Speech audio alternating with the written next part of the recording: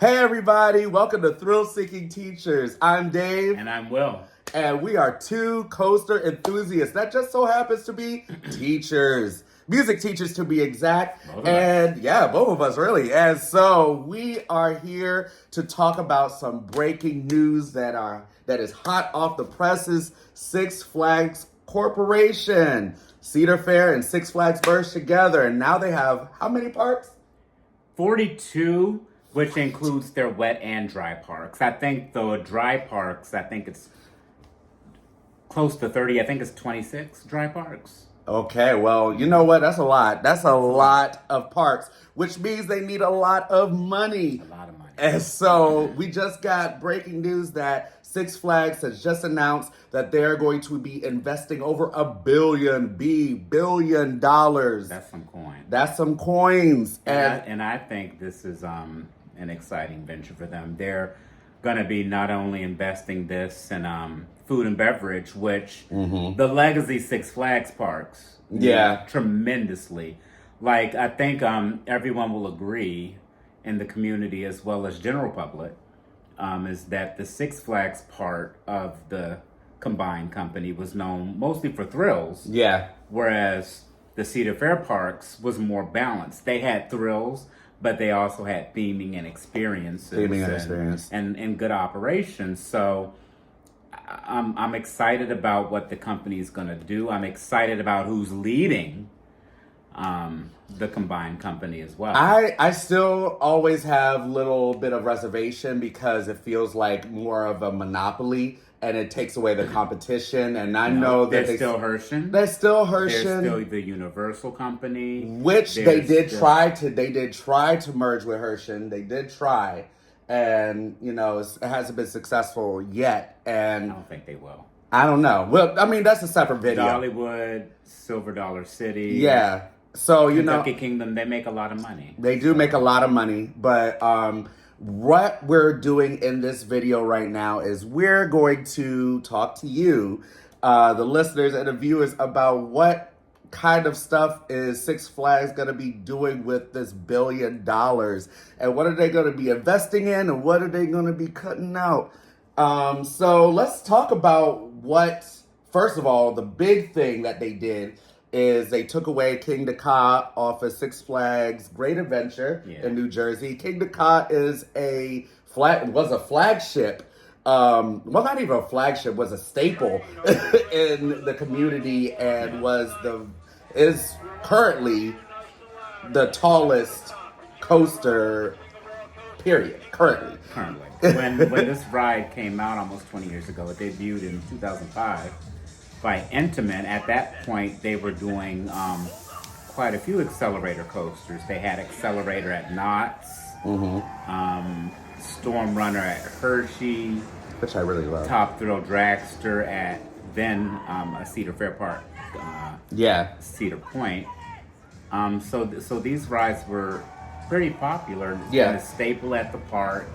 People travel from all over the world to ride it. And as an enthusiast myself, I always thought El Toro was better, to be honest. El Toro was great, but it's something that you always do. You have to ride it. So if it was up. Right. And so you know what? It always had issues. I think that's the reason why, because Cedar Fair merged with Six Flags, and they've been having always these issues.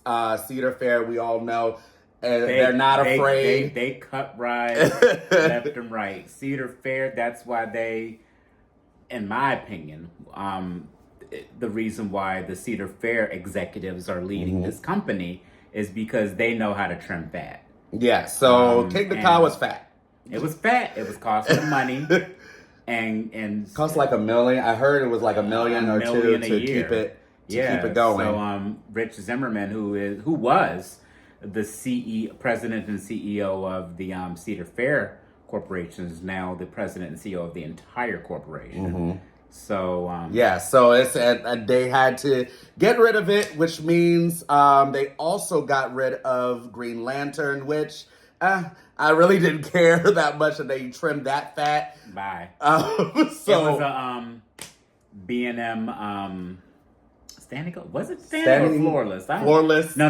Medusa's the floorless. Let me Green know. Lantern is the standard. But not it a was fan. not a fan, so I was, I wasn't sad to see it go, but I was definitely sad to see KINGDA KA go. Yeah. Even though, I rode it, I'm so glad I got a chance to ride it. A lot of coaster enthusiasts never got a chance to ride it, so I'm grateful for that opportunity. I think the thing that was unprecedented for a lot of people in the coaster community is how Six Flags went about closing it. It's usually a lot more common to make an announcement and allow last rides or on it. And the only reason why people got a chance to go and ride is because speculation about it closing has been out for a couple of weeks now with no real word from Six Flags about the attraction closing. They didn't care. They didn't care. What's normal is they usually have an announcement and then people come out, they get their last rides, then they close it.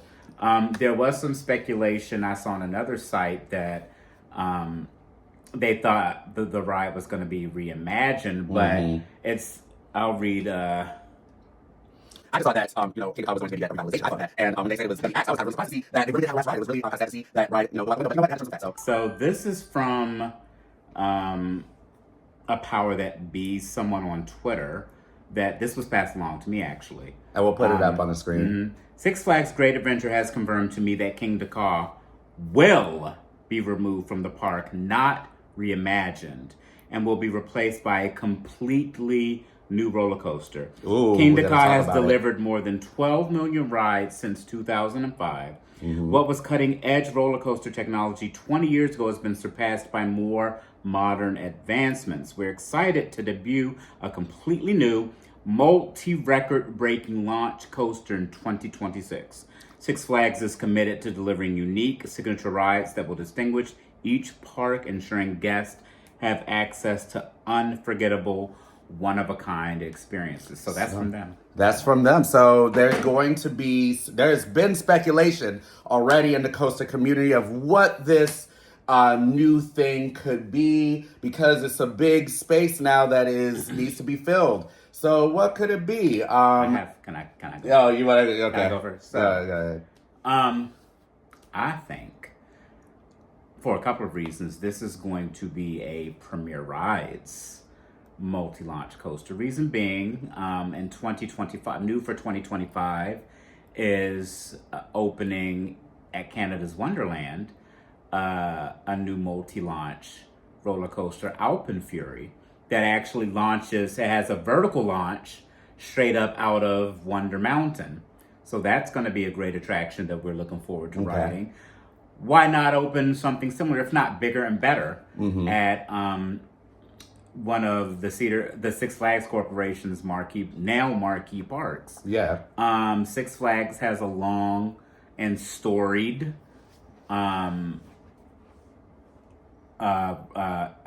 what's the word when they have a long and storied relationship. Okay. A long and storied relationship that dates back to the early 2000s with all of the Flight of Fear clones.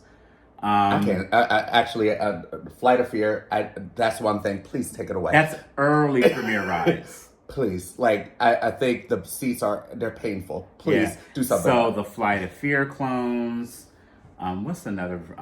The backlot stunt coaster clones. Oh yeah, I love those. Yeah, they're great. Premier Rides, Full Throttle, Six Flags Magic Mountain. I think they also did the other racing coaster at Magic Mountain. I could be wrong. I think Full Throttle, first of all, is an excellent ride. Yeah. If they do something like that, they have a similar ride at Six Flags Great America. Yeah, I actually rode Full Throttle, and I could definitely say that layout was not what I expected, and I was pleasantly surprised.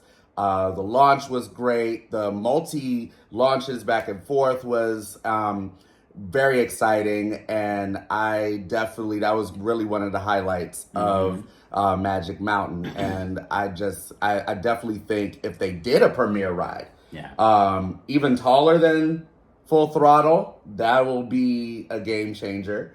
That will be something. Well, Alpen Fury is going to be bigger. than Full Throttle. Oh, it is? Okay. By far. Okay, Yeah. so I might need to ride that. At Canada's Wonderland. Yeah, they're opening. That's opening next year. That's opening next year. But the new roller coaster that we're speculating about is not until 2026. Right. So another thing has been circulating about mock rides. Mock rides. If you have ever went to Carowinds and ever rode Copperhead Strike, which we have, Copperhead Strike is very similar to a mock ride. Well, actually, it is a mock ride. It's a modern mock ride. It's a modern mock ride, and it's a multi-launch mock ride. And I definitely believe that was a huge surprise for me riding Copperhead Strike. That was actually my favorite ride in the park. I know his is Fury. It's Fury 325 all day long, but for me, it was Copperhead Strike. It was fun. It was absolutely, I rode that, like, I think we rode it 2 or 3 times. More than that. And I was so excited to ride it. You could ride that ride again and again. It's just so many turns and versions, so many different not even surprises, but just the excitement of that ride is just, even the beginning, it just flips you around, and it's just exciting from the time it starts to the time it finishes. So I definitely hope they do something even bigger. If you're not familiar with mock rides, the Mock family owns and operates their own amusement park in Germany called Europa Park, where they just opened what's probably going to be considered one of the best roller coasters in the world, Voltron, which is a new series of coaster that they developed, that they opened. And I saw that, and I'm going to put it on the screen. I saw the layout and saw the POVs in that, and I'm like, why am I not riding that right now? That is definitely something on my bucket list. Voltron looks absolutely game changer, and it's awesome. I didn't even know they even did. As a coaster enthusiast, I didn't even know they had this ride, and so I'm absolutely stoked. So mock rides is kind of old school, like Vekoma, where most coasters in the States that are Vekoma are like the old school Vekomas, like the Boomerangs, the SLC, whereas with mock, they have a lot of the wild mice and a lot of the those boats that go up, go down, then splash down, and then a huge the water. Okay. Yeah, those are mock rides. Those are mock rides. I didn't even know that. the most famous one is the Journey to Atlantis at Busch Gardens. Busch Gardens, Tampa? It's either Busch Gardens, Tampa, or SeaWorld, Orlando. I don't know. I But think I didn't even Orlando. know. Look, I didn't even know those were mock rides. Yeah, but mock rides, they do the most of the wild mice, which we hate. Actually, I like some of the. I don't like them. I like the modern wild mice that mock rides makes, like the one at King's Dominion, Apple's Apple. That's a nice wild mouse. But the modern hyper coasters and mega coasters by mock rides are some of the best in the world. If we got anything even close, if not better than Voltron at Great Adventure, we will get our you-know-whats in that car and drive for 3 hours. We're actually very close. Hershey is probably our home park. It's the park we've been to. Actually, it's not really our home park. It's not our home park. It's our home. Well, our home park is one we're going to talk about. That we think one of the newly formed Six Flags Corporation is actually going to be closing soon, which is Six Flags America, which is here in Maryland. So what's disappointing about that park? It is right in between DC and Baltimore, this huge metropolitan area that it's bustling, the people have money, and they like to be entertained. Yet, to get their thrills, they go to Hershey, they go to Virginia for the two major parks King's there. Dominion and Williamsburg. They'll drive to Pennsylvania, they'll drive to New Jersey for Great Adventure, and they will go any place but Six Flags America. That I don't think that park has had any major investment. I mean, they recently they got new trains on their Vekoma SLC. I didn't even know. Yeah, they reinvented Mind Eraser. It's now I forget what it's called, but they came in, reprofiled it. I haven't been there in so long. They have a new area. So, I mean, I still think that park, LaRonde, I think it's a very sordid history. We was there since Wild World, when it was called Adventure Park. And then it was taken over by the Six Flags Corporation. But there has not been a really good investment in any really rides, family ride, any ride at that park in so long. And I think almost 20 years. I think it's also due to the fact, and I'm going to say it, I think it is due to the fact with the area and the people that, you know, quite frankly, are around it. There have been, you know, there's a lot of incidents. Yeah. There's a lot of violence incidents at the park, and it's unfortunate.